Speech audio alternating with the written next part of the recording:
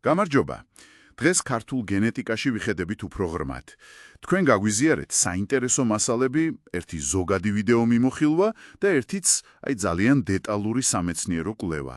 და ჩვენი მიზანია, რომ ერთად გავერკვეთ, რას გვეუბნება ეს ყველაფერი ქართველების განსაკუთრებით მეგრელების გენეტიკურ ფესვებზე.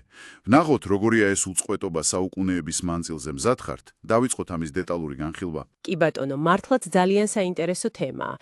გენეტიკა ხომ ერთგვარი, რა ვიცი, ისტორიული არქივია. მით უმეტეს კავკასიაში, რომელიც ყოველთვის გზაჯვარედინი იყო. ვნახოთ, რას ინახავს ჩვენი დნმ. კარგი, მოდით პირველი ის ზოგადი მიმოხილვით დავიწყოთ. იქ ნათქვამია, რომ საქართველოში გენეტიკური მრავალფეროვნებაა. მაგალითად, მთაში უფრო იამნაიას კულტურის, ესე იგი სტეპური გავლენა ჩანს. სამხრეთში კი ანატოლიელი ფერმერების. დიახ. მაგრამ ძალიან საინტერესო დეტალი. ბრინჯაოს ხანაში აქაურ მოსახლეობას ჰქონდა მსოფლიოში ერთ-ერთი ყველაზე მაღალი წილი კავკასიელ მონადირე შემგროვებელთა, ანუ CHG გენეტიკის. მაგრამ მიუხედავად ამისა, ინდოევროპული ენა აქ არ გავრცელდა, რაც ხშირად ამ გენეტიკას უკავშირდება ხოლმე სხვაგან. ზუსტად. და ეს CHG კომპონენტი, რომელიც, კავკასიის უძველესი მოსახლეობის და ჩრდილოევრაზიელების შერევის შედეგია, მართლა უნიკალურია. ევროპისგან განსხვავებით, როცა ანატოლიიდან მიწათმოქმედება შემოვიდა, აქაური მონადირე შემგროვებლები კი არ გაქრნენ, არამედ, ესე იგი, შეერიევნენ. სწორედ ეს ნაზავია დღევანდელი ქართული გენოფონდის ბირთვი. და ეს მონაცემებიც ამბობს, რომ გენეტიკურად ქართველები ერთ-ერთი ყველაზე ძირძველი ხალხია დასავლეთ ევრაზიაში, აშკარად განსხვავებული მეზობლებისგან. გასაგებია. ახლა გადავიდეთ უფრო კონკრეტულ კვლევაზე, რომელიც მეგრელებს ეხება სამეგრელოში. აქ უკვე ძალიან საინტერესო დეტალები იკვეთება. 485 ადამიანის დნმ შეისწავლეს სამეგრელოს ბევრი სხვადასხვა ადგილიდან. რას გვეუბნება დედის ხაზი? მიტოქონდრიული დნმ. დედის ხაზით, პირველ რიგში დიდი მრავალფეროვნებაა. ძირითადად დასავლეთ ევრაზიული ჰაპლოჯგუფებია, ესენია H, U, K, J, T და ასე შემდეგ. მაგრამ, განსაკუთრებით აღსანიშნავია X2 ჰაპლოჯგუფი, უფრო კონკრეტულად კი მისი X2F ქვეჯგუფი. მისი სიხშირეც მაღალია და მრავალფეროვნებაც, იმდენად, რომ ფიქრობენ შესაძლოა სწორედ კავკასიაში წარმოიშვაო. ანტიკური დნმ-ის მონაცემებიც, მაიკოპის კულტურიდან ამას რაღაცნაირად ამყარებს. ანუ რაღაც ადგილობრივი მარკერივით გამოდის, ხო? დიახ, შესაძლოა. ასევე U4 ჰაპლოჯგუფია საკმაოდ ხშირი, რომელსაც თავისი შესაძლოა ქართული შტოც ჰქონდეს. არის მცირე რაოდენობით აღმოსავლეთ ევრაზიული ხაზებიც, ეს ალბათ უფრო გვიანდელ ისტორიულ მოვლენებს უკავშირდება, მონღოლების პერიოდს ან რამე მსგავს. ესე იგი, დედის ხაზით ვხედავთ სიძველეს მრავალფეროვნებას და შესაძლო ადგილობრივ შტოსაც. საინტერესოა. და მამის ხაზი. Y ქრომოსომა რას ამბობს? მამის ხაზითაც მრავალფეროვანი სურათია, G2A, J2, RNA, RNB და სხვები. ყველაზე ხშირი, როგორც ზოგადად კავკასიაში, G2A არის, თუმცა, მეგრელებში მაგალითად სვანებთან შედარებით ცოტა ნაკლებია. G2A-ს ძალიან ღრმა ფესვები აქვს, აქ სავარაუდოდ ნეოლითიდან მოდის. ნეოლითიდან. წარმოიდგინეთ. კი. ხოლო რაც მეგრელებში განსაკუთრებით მაღალი სიხშირით ჩანს, ეს არის J2A.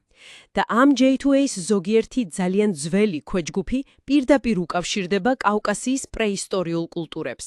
მაგალითად, მეზოლითურ კოტიას კლდეს აქ საქართველოში, ან ენეოლითურ მაიკოპის კულტურებს ჩრდილო-დასავლეთ კავკასიაში. ესე იგი, ეს კონკრეტული მამის ხაზი ათასობით წლის წინ უკვე აქ იყო და პირდაპირი კავშირი ჩანს. გასაოცარია. დიახ, გენეტიკურად პირდაპირი კავშირი. კიდევ საინტერესოა L1B ჰაპლოჯგუფი. მეგრელებში შედარებით მაღალია მისი წილი, სხვა ქართველურ ჯგუფებში ნაკლებად ჩანს, პონტოელ ბერძნებში კი გვხვდება. არის, რა თქმა უნდა, R1A და R1Bც, რომლებიც სავარაუდოდ სტეპების მიგრაციებთანაა დაკავშირებული, მაგალითად, იამნაიას კულტურასთან R1B შემთხვევაში. გასაგებია. და როცა ამ ყველაფერს ერთად ვუყურებთ, მთლიან გენომს, აუტოსომურ დნმ-ს, რა სურათი იხატება საბოლოოდ? აუტოსომური ანალიზი, ანუ მთლიანი გენომის ანალიზი ადასტურებს, რომ მეგრელები გენეტიკურად საკმაოდ ჰომოგენურები, ერთგვაროვნები არიან და ძალიან ახლოს დგანან სამხრეთ კავკასიის სხვა ხალხებთან. მაგრამ აი ყველაზე მთავარი ჩემი აზრით ეს არის. ისინი გენეტიკურად საოცრად გვანან იმავე რეგიონის, ანუ სამხრეთ კავკასიის ბრინჯაოს ხანის მოსახლეობას. ანუ პრაქტიკულად იგივე ხალხია გენეტიკურად 5000 წლის შემდეგაც. დიახ, ეს არის გენეტიკური პროფილის ფანტასტიკური უწყვეტობა. სულ მცირე 5000 წელი. ბრინჯაოს ხანის სამხრეთ კავკასიელის გენომი იყო დაახლოებით 30%, CHG და 70% ანატოლიური ირანული კომპონენტი. და ეს პროპორცია ფაქტობრივად დღევანდელ მეგრელებში შენახჩუნებულია. კვლევა ასევე უჩვენებს, რომ მცირე, მაგრამ შესამჩნევი განსხვავებაა სამხრეთ და ჩრდილო კავკასიელებს შორის, ჩრდილოეთში ცოტა მეტი სტეპური გავლენა ეგრძნობა. და კიდევ ერთი დაკვირვება.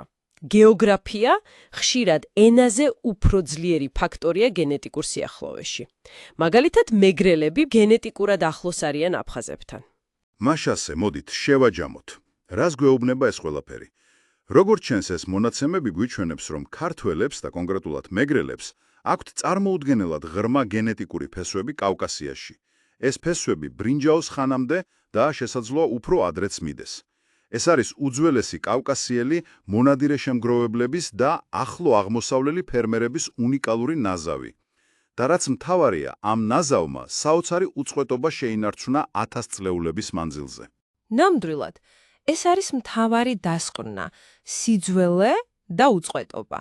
და აი აქ ჩნდება ერთი საინტერესო აზრი დასაფიქრებლად თქვენთვისაც. თუ გენეტიკა გვიჩვენებს ასეთ ღრმა კავშირებს და ასეთ უწყვეტობას კავკასიის შიგნით, კავშირებს, რომლებიც ხანდახან ენობრივ საზღვრებსაც კი კვეთს, როგორ შეიძლება ამან შეცვალოს ჩვენი წარმოდგენა იმაზე, თუ რას ნიშნავს, თქვათ, კულტურული ან ეროვნული იდენტობა ამ რეგიონში დღეს? მართლაც საინტერესო კითხვაა დასაფიქრებლად. იმედია ჩვენი დღევანდელი სიღრმისეული განხილვა თქვენთვისაც ინფორმატიული და დამაფიქრებელი იყო. დიდი მადლობა, რომ ჩვენთან ერთად იყავით.